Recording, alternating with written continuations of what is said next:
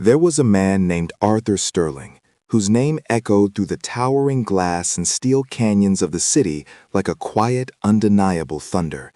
He was a titan, a patriarch, a man whose empire stretched across continents, built on shrewd decisions and an almost chilling foresight. People said Arthur Sterling could see 3 moves ahead in any game, whether it was business or life itself. He lived in a sprawling estate, a fortress of polished marble and dark wood, perched high on a hill, looking down on the city he had, in many ways, sculpted with his bare hands. Yet for all his power and immense wealth, a deep-seated suspicion gnawed at him, a constant low hum of distrust that never truly faded. Time is the ultimate currency, he often remarked. But for Arthur, it was less about earning time and more about controlling it, bending it to his will, ensuring no one could ever surprise him with betrayal again. A past wound, a shadowy betrayal he rarely spoke of, had hardened his heart, leaving him emotionally detached, driven primarily by power and the legacy he was determined to protect. His calm, measured voice, precise and authoritative, rarely rose above a murmur, but every word carried the weight of a decree, an unchallengeable command. His only daughter, Sophia Hayes, lived within the gilded cage of his estate. Sophia was everything wealth could buy, educated in the finest European schools, adorned with designer clothes, and gifted with a life free from want. Her laugh, when it came, was bright and unburdened, a stark contrast to her father's solemnity. Yet, Sophia often felt the invisible weight of her father's expectations, a quiet pressure to maintain the Sterling name, to be as perfect and unblemished as the polished surfaces of their home. Initially, she appeared every inch the entitled, sheltered heiress, her confidence sometimes bordering on a detached condescension. She was often naive about the struggles beyond her world, having never truly faced hardship.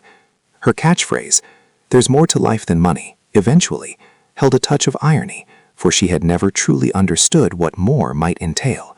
She sought her father's approval above all else, fearing his disapproval more than anything, a subtle vulnerability hidden beneath her composed exterior.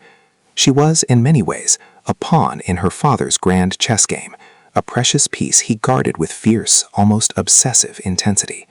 It was into this world of silent power and unspoken expectations that Maya Jenkins arrived. Maya hailed from the other side of the city, a place where the air was thick with the scent of street food and the constant murmur of 1,000 lives interwoven. Her clothes were simple, her hands calloused from years of work, but her eyes held a profound depth, a quiet strength born of resilience. Life had taught Maya early that nothing came easy, that every meal was earned, every struggle a lesson. She had a profound empathy, a natural understanding of human suffering, often masking her own with a gentle smile. She was soft-spoken, sometimes hesitant, but when she spoke, her words carried a genuine, earnest emotion, a moral clarity that cut through the noise. Her personal resources were limited, her background difficult, yet she possessed an ingenuity born of necessity, a quiet perseverance that belied her small frame. Her guiding principle was simple: there's always a way, even when it's hard. She had applied for the position of maid at the Sterling estate, a daunting prospect but a necessary one, to earn enough to support her ailing mother and younger siblings. She stepped through the grand gates, a small bag clutched in her hand, into a world utterly alien to her own. The Sterling mansion was a labyrinth of echoing hallways and rooms filled with antique treasures, a monument to a legacy that felt both eternal and oppressive. It was a place where silence reigned, broken only by the soft padding of footsteps or the distant clinking of dishes. Arthur Sterling moved through it like a ghost, an omnipresent force whose gaze, even unseen, felt heavy. Sophia drifted through its grandeur, a beautiful bird in a gilded cage. And now Maya, the humble maid, would try to find her place within its formidable walls, an ordinary person in an extraordinary, almost suffocating world. Unbeknownst to her, Arthur Sterling had already begun his quiet observation, his strategic mind already at work, sifting through every new face, every new presence, searching for strengths and, more importantly, weaknesses. He was always watching, always testing, always planning, even when he pretended not to be. Maya's first week at the Sterling Mansion was a blur of new routines, unspoken rules, and overwhelming scale.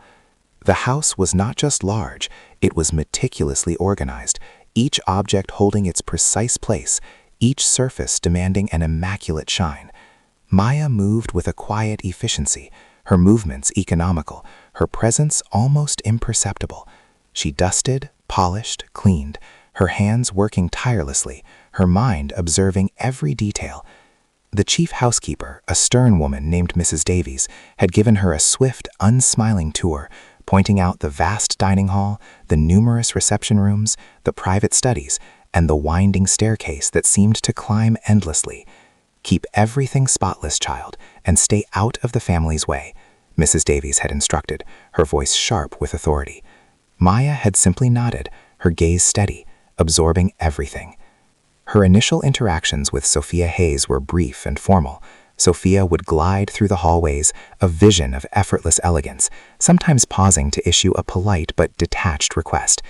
"Could you ensure the flowers in the drawing room are refreshed daily, please?" she would ask, her voice cultured and soft, yet with an almost imperceptible distance in her eyes. Maya would offer a quiet, "Yes, Miss Hayes," and carry out the task with diligence. To Sophia, Maya was simply part of the household machinery, a silent, necessary component in the seamless operation of her privileged life. She rarely met Maya's gaze, her attention always elsewhere, preoccupied with calls, social engagements, or her own private thoughts. Arthur Sterling, however, was a different presence entirely. He moved with a heavy, deliberate stride, a man who commanded space. Maya rarely saw him, but she felt his aura, a sense of immense power contained. She would sometimes glimpse him through an open door, seated at his grand desk, his brow furrowed in concentration. He never spoke to her directly during those first few weeks, but Maya often felt an unseen gaze upon her. What she didn't know was that Arthur had a network of subtle surveillance, a quiet system of observation that extended to every corner of his estate. He received reports, not just from Mrs. Davies, but from his trusted driver, Elijah, and even indirectly from the estate's security team. He was interested in more than just competence. He sought character. One afternoon, a small incident occurred that, while seemingly insignificant, began to chip away at the superficial layers of their interactions. Maya was polishing a delicate collection of antique porcelain in the main drawing room, each piece worth more than her entire family owned. She worked with painstaking care, her breath held.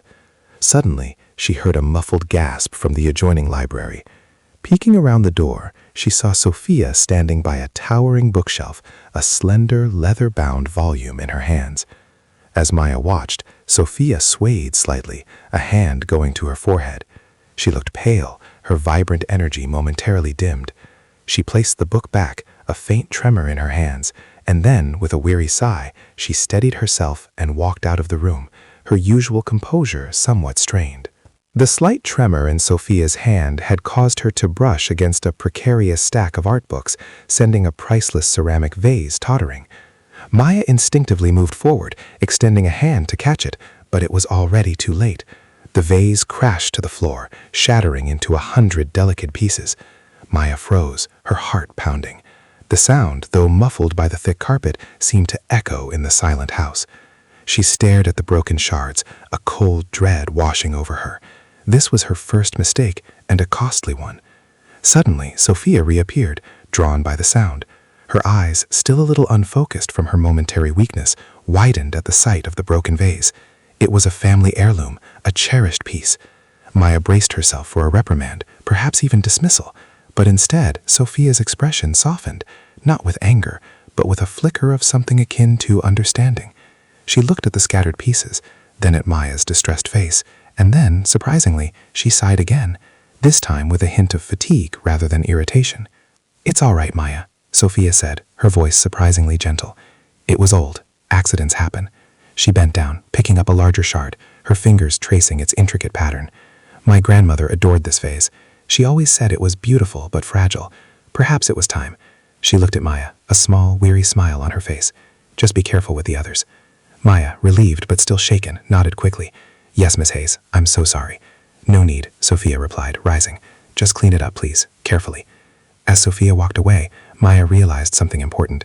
Beyond the veneer of wealth and privilege, there was a quiet vulnerability in Sophia, a person capable of an unexpected kindness. It was a small crack in the grand facade of the Sterling estate, a hint that beneath the surface, things were not always as they seemed, and that perhaps there was more to Sophia Hayes than simply being the billionaire's daughter. Arthur Sterling, observing through a hidden camera in the drawing room, saw the entire exchange. He saw Maya's distress, Sophia's unexpected leniency. He noted it all. The broken vase was a minor loss, but the glimpse into his daughter's character and the maid's honest reaction was far more valuable. A seed of curiosity about Maya Jenkins was planted in Arthur's strategic mind. He would keep watching. Maya settled into a rhythm, her days a meticulous dance through the grand rooms. She learned the subtle nuances of the household, the preferred tea temperature, the specific polish for each type of wood, the silent language of the staff. Mrs. Davies remained strict, demanding perfection, but Maya's diligence slowly earned a grudging respect.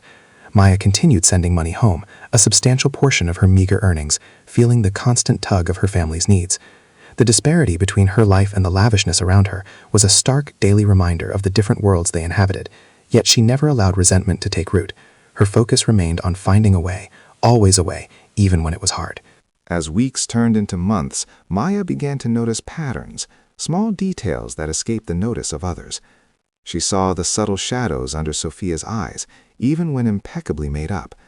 She noted how Sophia often picked at her food, leaving most of it untouched, or how she would sometimes clutch her stomach with a faint grimace when she thought no one was looking. There was a particular, almost imperceptible pallor to Sophia's skin on certain days, an underlying fatigue that no amount of rest seemed to alleviate. Maya, with her keen observational skills honed by a life of needing to read subtle cues, started cataloging these observations silently.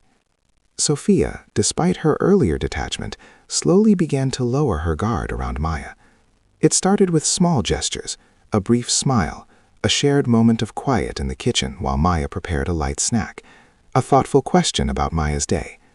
One afternoon, Sophia found Maya meticulously mending a small tear in an old velvet curtain, a task usually relegated to external tailors. Maya's fingers moved with surprising dexterity. "You're very skilled, Maya," Sophia remarked, genuine admiration in her voice. "My own needlework is terrible." Maya simply smiled. "My mother taught me, Miss Hayes. We mend everything back home." That simple exchange, devoid of any pretense, forged a fragile, unspoken connection. Arthur Sterling, meanwhile, was indeed watching.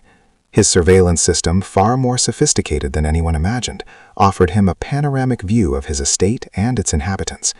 He had subtly engineered a few tests for Maya, leaving a valuable watch casually on a bedside table in a guest room she cleaned, placing a small wad of cash in a coat pocket she was instructed to press.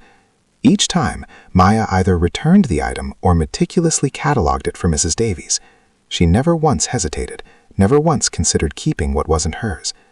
Arthur, who had witnessed countless acts of dishonesty in his rise to power, found this integrity both perplexing and, surprisingly, disarming. He saw her unwavering honesty, her quiet dedication, her genuine kindness toward Sophia. He observed her empathy, how she sometimes left a warm herbal tea for Sophia when the latter seemed unwell, anticipating her needs without being asked. He recognized a profound moral compass, a quality he rarely encountered in his world. "There's more to this woman than meets the eye," he mused to himself one evening, staring at a monitor displaying Maya quietly organizing the kitchen. "Time is the ultimate currency, but character is the truest gold." Yet, a growing sense of unease began to permeate the mansion. Maya noticed that Sophia's episodes of fatigue and pallor were becoming more frequent, almost cyclical. She also observed Chef Kalin, the head chef, a man of impeccable culinary skill and a long-standing fixture in the Sterling household. Chef Kalin was known for his elaborate, exquisitely presented meals, always anticipating Sophia's preferences. However, Maya started noticing small things. A faint, peculiar scent on some of Sophia's dishes that no one else seemed to detect. A new type of garnish used subtly, sometimes even a slight tremor in Chef Kalin's hands when he served Sophia a particular plate. It was too fleeting, too subtle to be anything concrete, but Maya's gut, sharpened by years of navigating precarious situations, registered a vague alarm. One evening, while clearing the dinner table, Maya found a discarded, half-eaten dessert plate near Sophia's usual seat. On it, amongst the delicate crumbs, was a tiny, almost invisible speck of something dark, unfamiliar. It didn't look like any ingredient Chef Kalen typically used. Maya, with a lifetime of recognizing edible plants and herbs from her village, felt a prickle of recognition, a memory stirring from her childhood. She had seen something similar, an obscure herb her grandmother used sparingly, a powerful plant known for its medicinal properties, but also, in larger doses, for its slow, debilitating effects. She quickly and discreetly scraped the speck into a small piece of napkin, tucking it into her pocket. The next morning, Sophia canceled her appointments, complaining of dizziness and a persistent headache. Arthur Sterling, usually dismissive of such minor ailments, seemed concerned. He summoned the family doctor, who performed a cursory examination and prescribed rest and mild painkillers, dismissing it as stress or a slight viral infection. But Maya knew it was more. She could see the subtle signs that hinted at a deeper, more insidious problem. That night, Maya, after her shift ended, went to the far end of the servant quarters, away from prying eyes. She carefully unwrapped the napkin, examining the dark speck under the weak glow of her phone's flashlight. Her heart pounded. It was exactly as she feared. The herb, known in her dialect as eria, or mother's sorrow, was notorious.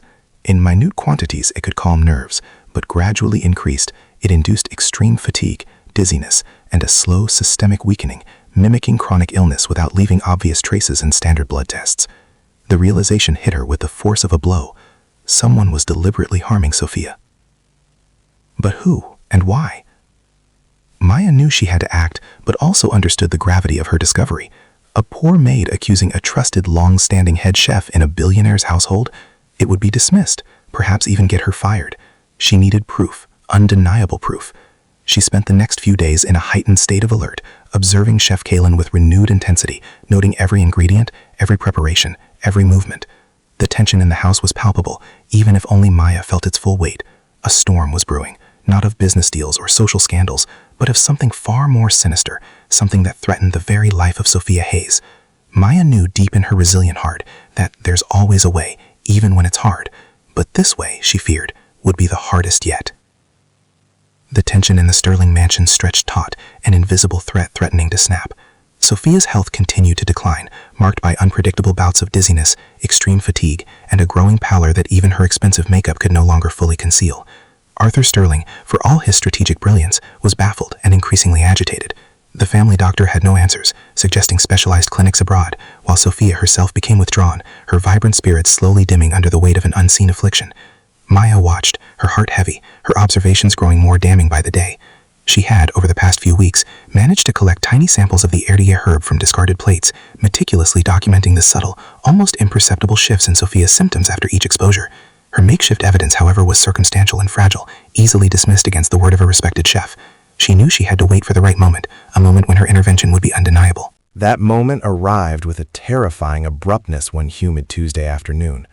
Arthur Sterling was away on a crucial business trip, and Mrs. Davies had gone into the city for supplies, leaving only Maya and a few junior staff members in the vast house.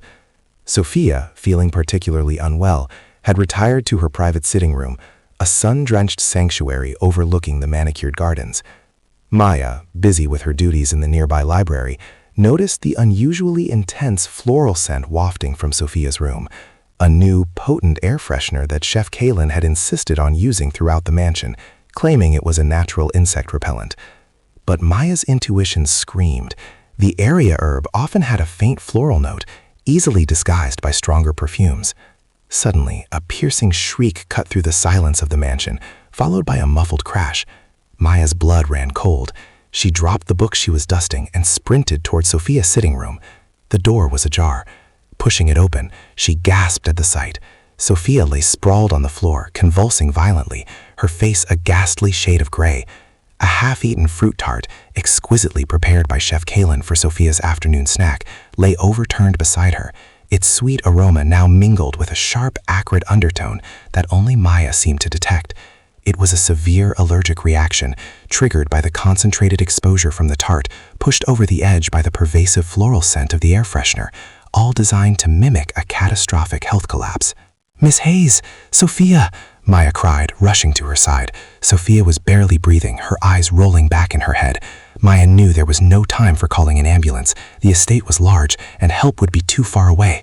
This was a crisis, a matter of seconds. Maya's mind raced, drawing on her grandmother's ancient remedies, knowledge passed down through generations of resourceful women.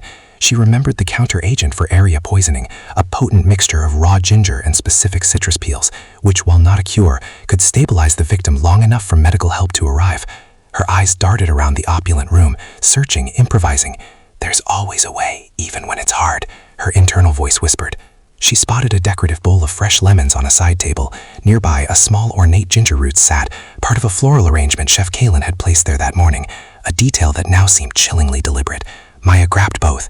With frantic yet precise movements, she peeled the lemons, crushed the ginger between two heavy paperweights, and mixed the potent concoction into a small amount of water from a nearby carafe. She gently forced a few drops into Sophia's mouth, then quickly began administering CPR, remembering a first aid course she had taken years ago in her village. Moments stretched into an eternity. Maya pumped, breathed, urged Sophia to hold on, her own body straining with the effort. Just as despair threatened to overwhelm her, Sophia gasped a ragged, shuddering breath, and her convulsions began to subside. Her eyes fluttered open, weakly focusing on Maya's tear-streaked face. And then Arthur Sterling walked in. Arthur had cut his business trip short, a sudden, inexplicable premonition pulling him back to the mansion. His arrival was unexpected, silent as was his way. He saw the overturned tart, the air freshener, and Maya hunched over his daughter's still form. For a terrifying second, his mind registered the worst. But then he saw Maya's desperate, unwavering efforts, Sophia's faint gasp for breath, and the makeshift remedy concocted from the ginger and lemons. "What is happening here?" Arthur's voice, though calm, was like a whip crack. Maya looked up, breathless, her face streaked with tears and sweat. "Sir, Sophia, she had a severe reaction. I think it was the tart or the air freshener. I believe she's being poisoned." Arthur's eyes narrowed, instantly analytical. Poisoned? In his house? He knelt, checking Sophia's pulse, his gaze sweeping over the scene, registering the details Maya had noted for weeks. The peculiar scent, the strategically placed ginger. His mind, accustomed to seeing 3 moves ahead, began to piece together a puzzle far more sinister than he could have imagined. This was not an accident. This was a deliberate act, an internal threat. He immediately called for his private medical team, giving precise instructions, his voice regaining its steel. As they worked on Sophia, stabilizing her, Arthur turned to Maya. "Poisoned, Maya? By whom? And why did you suspect this?" Maya, still shaken but firm, recounted her observations. Sophia's declining health, the subtle changes in her meals, the edaya herb, the new air freshener, the deliberate placement of the ginger. She even produced the small napkin with the herb speck she had kept. Arthur listened, his face a mask of stone, but his mind raced. This was an assassination plot, executed with chilling precision, designed to look like natural illness or accidental death. And the evidence pointed to one person who had the access, the motive, and the culinary skill: Chef Kalen. The twist deepened as Arthur's security team, now alerted, quickly began their investigation. Within hours, they discovered that Chef Kalen had been discreetly in contact with a rival business conglomerate, a bitter competitor Arthur had recently outmaneuvered in a massive acquisition. Chef Kalen, driven by resentment over a perceived slight from Arthur years ago and enticing by a substantial bribe, had been systematically administering small, increasing doses of the herb, meticulously sourced to leave minimal trace, designed to gradually weaken Sophia, making her appear unstable and unfit to inherit, ultimately leading to a natural, untraceable demise. The air freshener was a recent addition, a final, concentrated push to ensure the accident. Arthur Sterling, the man who prided himself on control, on anticipating every threat, stood in the sterile white of the emergency clinic, watching his daughter recover, listening to the unraveling plot. His empire, his family, had been compromised from within, not by an external enemy, but by a trusted hand, a betrayal he had completely missed. He looked at Maya, the poor maid, who through her quiet resilience, her profound empathy, and her humble ancestral wisdom, had seen what his vast wealth and sophisticated intelligence networks had utterly failed to perceive. She had saved his daughter's life, not with money or power, but with pure, unadulterated human compassion and a sharp, observant mind. His entire worldview shattered in that moment. His trust issues, his aloofness, his relentless pursuit of control, all stemmed from a deep-seated fear of betrayal, a past wound that had made him cynical. But here, a stranger, someone he had barely acknowledged, had shown him the purest form of loyalty and courage. Maya Jenkins had revealed a truth far more profound than any business secret.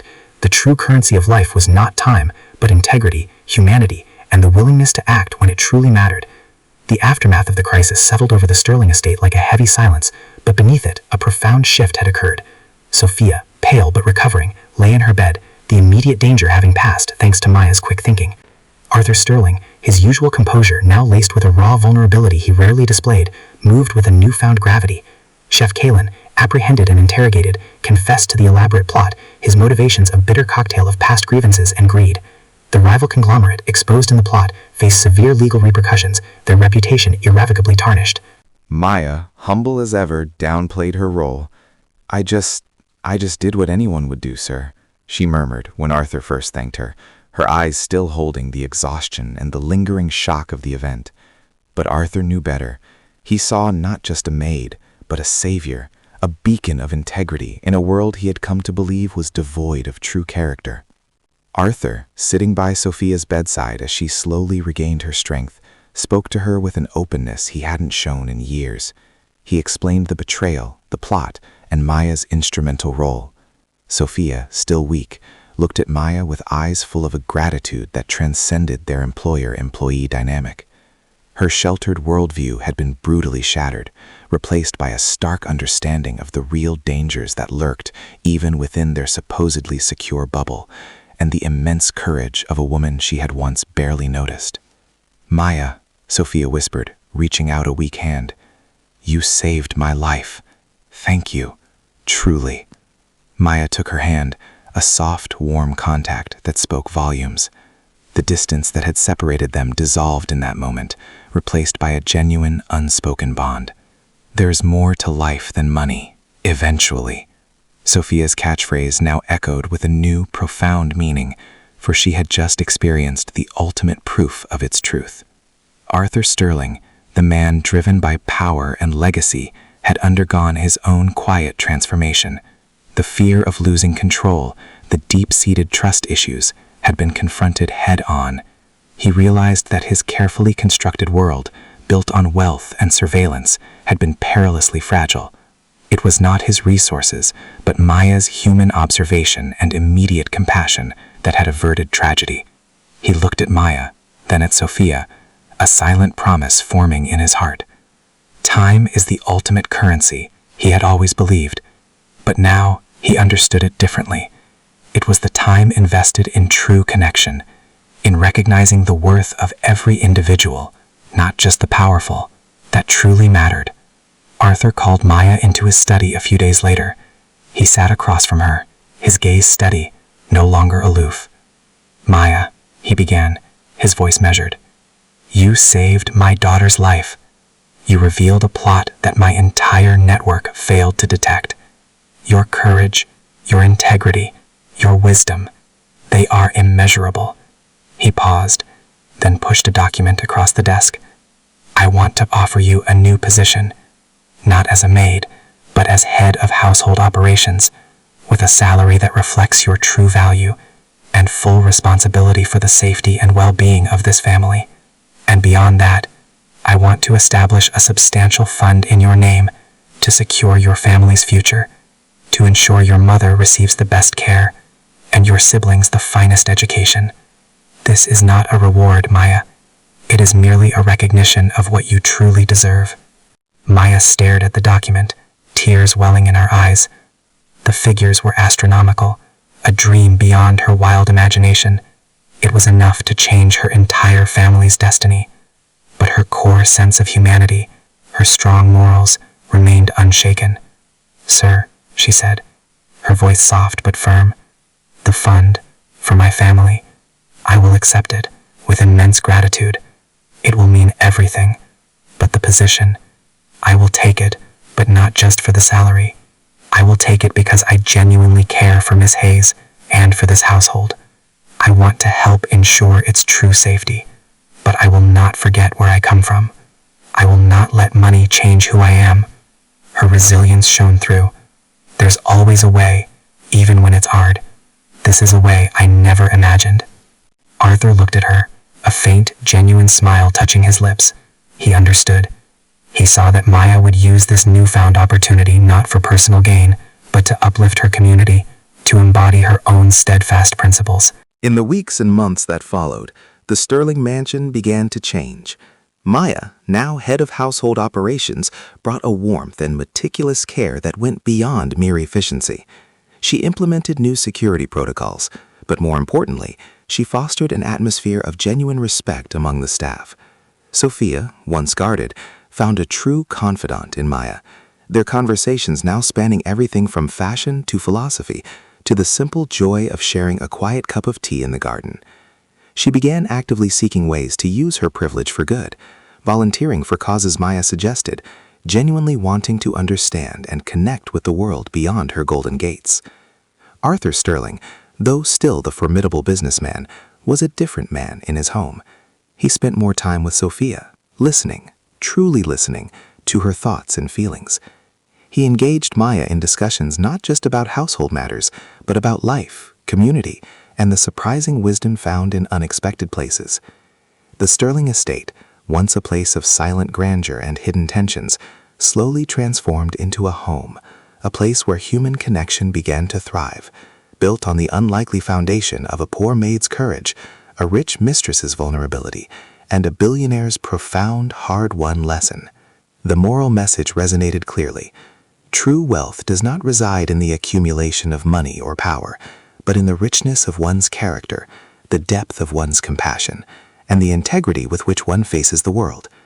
Loyalty, courage, and a genuine heart are treasures that no amount of gold can buy, and sometimes the most profound lessons are taught not by the powerful, but by the humble, by those who, despite hardship, choose always to find a way. This story of Maya, Sophia, and Arthur, of hidden dangers and unexpected heroes, serves as a powerful reminder that while the world may often seem divided by status and circumstance, the enduring values of humanity remain the greatest common currency of all. If this story touched your heart, if it made you pause and reflect, please take a moment to drop a comment below and tell us where in the world you are watching from right now. Are you in Lagos, London, Houston, Toronto, Kingston, Cape Town, Dubai, or anywhere else on this beautiful planet? Let us know this story reached you. And if you believe in the power of these tales, please subscribe to our channel, hit the like button, and share this video with someone who needs to hear a good story today. Your support means everything and helps us continue bringing you more narratives of courage, compassion, and unexpected connections. Thank you for watching. We'll see you in the next one.